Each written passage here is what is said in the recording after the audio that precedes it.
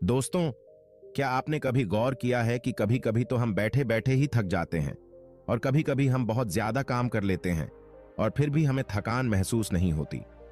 आप पूरे दिन घर पर बैठे रह सकते हैं, लेकिन पूरे दिन बैठने के बाद जो ऊब पैदा होती है वह हमारे शरीर को निढाल कर देती है, हमें थका देती है।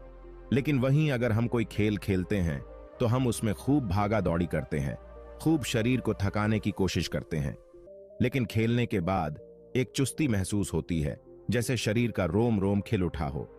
अगर आप देखिए तो यह बात अपने आप में विरोधाभास है। भाई, प्राकृतिक रूप से होना तो ऐसा चाहिए कि आदमी जब खेलता है तो उसका शरीर थकता है, इसीलिए खेलने के बाद उसे थकावट महसूस होनी चाहिए। और जब आदमी खाली बैठता है तो वो अपने शरीर को थका ही नहीं रहा, वो तो आराम कर रहा है, तो फिर उसे थकावट क्यों महसूस होती है? खाली बैठने में अगर आप इसका जवाब जानना चाहते हैं तो इसका जवाब है हमारे मन की ऊब। जहां तक शरीर की बात है, शरीर को थकाने से मन नहीं थकता, और अगर आपका मन थक जाता है तो आपका शरीर साथ नहीं देता। ऐसा ही होता है खाली बैठने में, और मन की इस ऊब को हम तनाव कहते हैं। आज की जो कहानी मैं आपको सुनाने वाला हूं उसमें आपको तनाव के बारे में संपूर्ण जानकारी मिल जाएगी, और अगर आप तनाव को समझ लेते हैं तो आपके जीवन से दुखों का मिटना निश्चित है, क्योंकि दुख तनाव के कारण ही पैदा होते हैं। तो चलिए इस कहानी से हम तनाव को समझते हैं। इससे पहले कि आप इस कहानी में खो जाए, हमारे चैनल को सब्सक्राइब जरूर कर लें और वीडियो को लाइक करना न भूलें। ये उस समय की बात है जब बुद्धा मरवन में अपना समय व्यतीत कर रहे थे। उस समय तक बुद्ध की ख्याति दूर दूर तक फैल चुकी थी। काफी दूर दूर से लोग अपनी चिंताओं और दुखों के बारे में बुद्ध से समाधान खोजने के लिए आते थे। ऐसे ही एक दिन जब बुद्धा मरवन ने अपने शिष्यों को उपदेश दे रहे थे तो एक अधेड़ उम्र का आदमी अपने 22 साल के लड़के को साथ लेकर बुद्ध की तरफ चला आ रहा था। बुद्ध ने एक नजर उन पर डाली और उपदेश में बैठने के लिए कहा। जब उपदेश खत्म हुआ तो बुद्ध ने उस आदमी को अपने पास बुलाया और अपने पास बैठने का इशारा किया। जंगल में हरियाली छाई हुई थी और सुहाना मौसम था। जंगल से पक्षियों की आवाज वहां पर गूंज रही थी। इसके बाद बुद्ध ने उस आदमी से आने का कारण पूछा।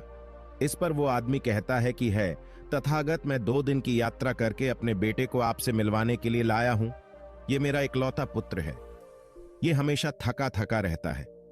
ऐसा लगता है कि इसके शरीर में कोई जान ही नहीं है, कोई प्राण नहीं है। अगर हम इससे कुछ कहते हैं तो ये हमारी छोटी छोटी बातों पर गुस्सा करता है। इसके देखने की क्षमता भी उम्र से पहले ही कमजोर हो गई है और इसके बाल भी सफेद होने लगे हैं। मुझे तो कुछ समझ नहीं आता कि ये सब हो क्या रहा है। भला इतनी कम उम्र में ये इतनी बड़ी उम्र का लगता है। मैं अपने बेटे को लेकर बहुत चिंतित हूं। हे बुद्ध, जब मैं अपने बेटे को चिकित्सकों के पास लेकर गया तो उन्होंने कुछ औषधि देकर कहा कि अपने बेटे को तनाव कम लेने दिया करो। वो अपने दिमाग में तनाव लेता है और इसी वजह से उसकी ऐसी हालत हो रखी है। लेकिन उनके लाख बताने पर भी मुझे तनाव का मतलब समझ में नहीं आया। मुझे पता ही नहीं कि तनाव होता क्या है और उसे कैसे उसके दिमाग से निकाला जाए। उसके लिए पहले तो मुझे यह समझना होगा कि तनाव होता क्या है, और इसीलिए बुद्ध मैं आपके पास आया हूं। कृपया करके मेरी समस्या का समाधान कर दीजिए। यह सुनकर बुद्ध उस लड़के को बड़ी गौर से देखते हैं, उसकी आंखों में देखते हैं, उसके चेहरे को देखते हैं और फिर उसके हाथ की नब्ज भी देखते हैं। ये सब विद्या करने के बाद बुद्ध उस आदमी से कहते हैं कि तनाव लेना तो कोई नहीं चाहता, लेकिन फिर भी तनाव लोगों को दीमक की तरह पकड़ लेता है और इंसान को यह पता ही नहीं चलता कि वो तनाव में जी रहा है। लेकिन अगर वही इंसान तनाव को समझ लेता है, तनाव के बारे में कोई ऐसा पैमाना बना लेता है कि उसे पता चल सके कि वो कितना तनाव में है, तो वो उस समस्या का समाधान भी खोज सकता है। मुख्य रूप से तनाव के 8 कारण होते हैं। इसके बाद बुद्ध कहते हैं कि सबसे पहले तो हमें यह समझना होगा कि तनाव होता क्या है। जब कोई इंसान कोई काम कर रहा होता है और उसका मन कहीं दूर भटक रहा होता है, कल्पना में होता है, तो उससे शरीर और मन के बीच दूरी पैदा हो जाती है, और जितनी दूरी शरीर और मन के बीच में होगी, हम उतने ही निद्रा की अवस्था में होंगे, और इसी दूरी को, इसी खिंचाव को तनाव कहा जाता है। कोई खेल खेलने के बाद आदमी सुस्ती महसूस क्यों करता है? हालांकि उसने अपने शरीर को थकाया है, लेकिन समझने की बात यह होती है कि खेलते वक्त मन और शरीर पूरा उस खेल पर केंद्रित होता है, जिससे शरीर और मन में दूरी पैदा नहीं होती और कोई तनाव पैदा नहीं होता, बल्कि हमारा तनाव दूर हो जाता है। और वही जब हम कोई अरुचिपूर्ण कार्य करते हैं जिसमें हमारा मन नहीं लगता, तो हम शारीरिक रूप से वो काम तो करते हैं, लेकिन हमारा मन कहीं दूर कल्पना में भटक रहा होता है। इससे शरीर और मन में एक दूरी पैदा हो गई और तनाव ने जन्म ले लिया। इसीलिए इंसान को एक बार में एक ही काम करना चाहिए और उसी पर अपना तन और मन केंद्रित रखना चाहिए, जिससे आपके भीतर कोई तनाव पैदा ही ना हो। तनाव के कुछ मुख्य कारण भी होते हैं। इसके बाद बुद्ध कहते हैं कि अगर हम इन कारणों को जान लेते हैं तो हमारे अंदर तनाव कभी भी पैदा नहीं होगा। मुख्य रूप से जो कारण है उसमें सबसे पहला कारण होता है महत्वाकांक्षा।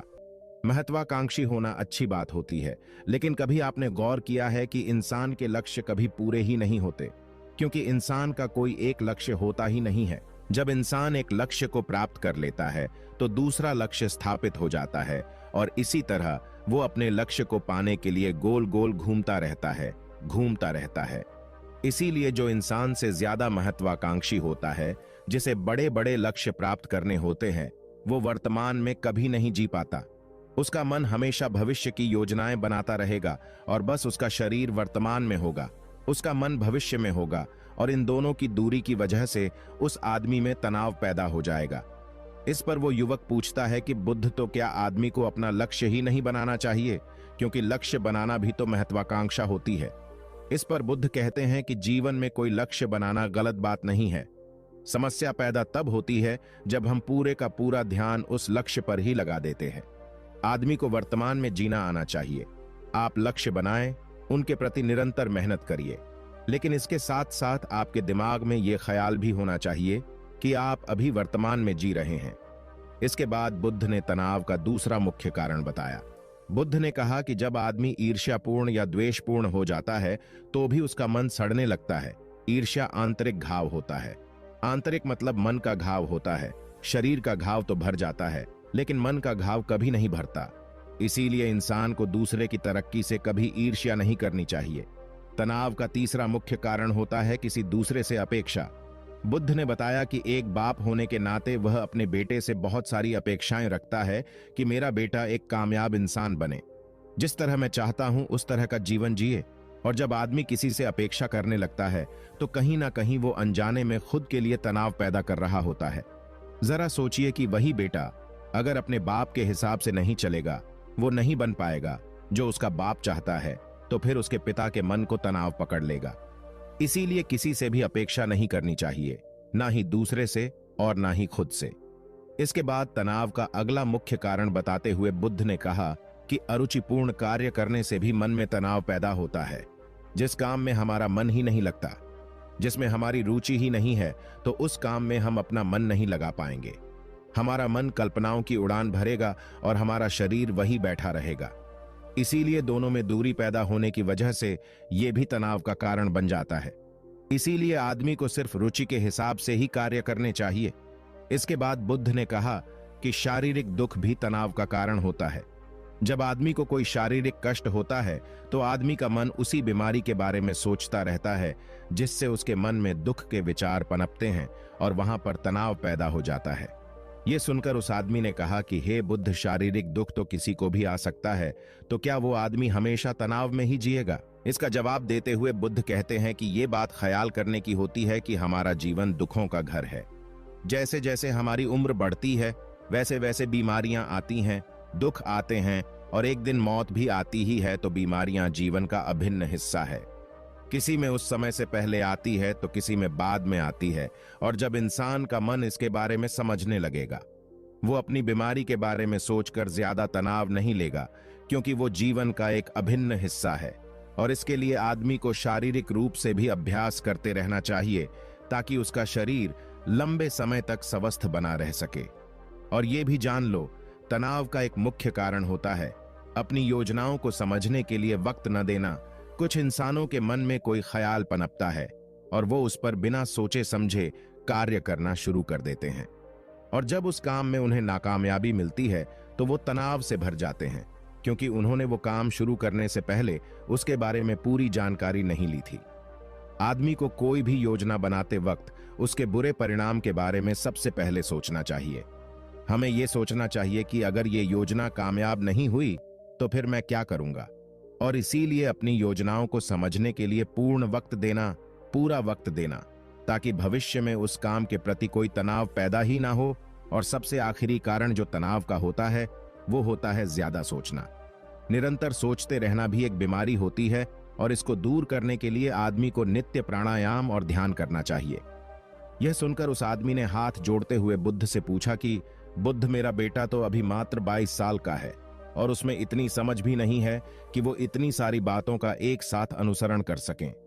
कृपया करके तनाव मुक्त रहने का कोई आसान सा मंत्र बता दें, जिससे आदमी उस मंत्र का अनुसरण भी कर सके और तनाव मुक्त भी रह सके।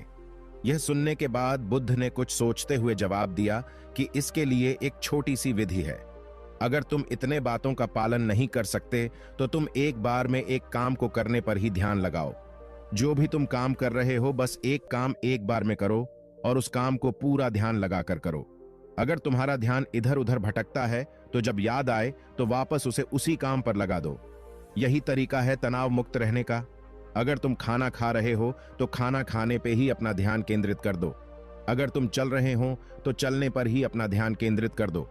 इससे तुम्हारा मन और तुम्हारा शरीर दोनों एक जगह पर रहेंगे और दोनों के बीच दूरी नहीं पैदा होगी, जो कि तनाव का मुख्य कारण होती है। दोस्तों, आज की युवा पीढ़ी एक बार में कई काम एक साथ करती है। जैसे कि कोई आदमी खाना खाते वक्त टेलीविजन भी देखता रहता है, फोन पे बात भी करता रहता है और फिर बाद में कहता है कि मैं तो तनाव में रहता हूं। जब तीन काम एक साथ करेगा वो तो तनाव पैदा होना तो लाजमी है, क्योंकि मन तो पूरा ध्यान लगाकर एक बार में एक ही काम कर सकता है। पूर्ण रूप से ध्यान दो चीजों पर कभी नहीं लग सकता। इसीलिए जहां तक संभव हो सके कोशिश कीजिए कि आप अपना ध्यान एक ही काम पर लगा पाए। तो दोस्तों, कैसी लगी आपको ये कहानी? आप हमें कमेंट सेक्शन में जरूर बताना, और अच्छी लगी हो तो इस चैनल को सब्सक्राइब जरूर कर लेना। तो चलिए मिलते हैं ऐसी ही कोई नई कहानी के साथ। तब तक के लिए अपना ख्याल रखिए। धन्यवाद। नमो बुद्धाय।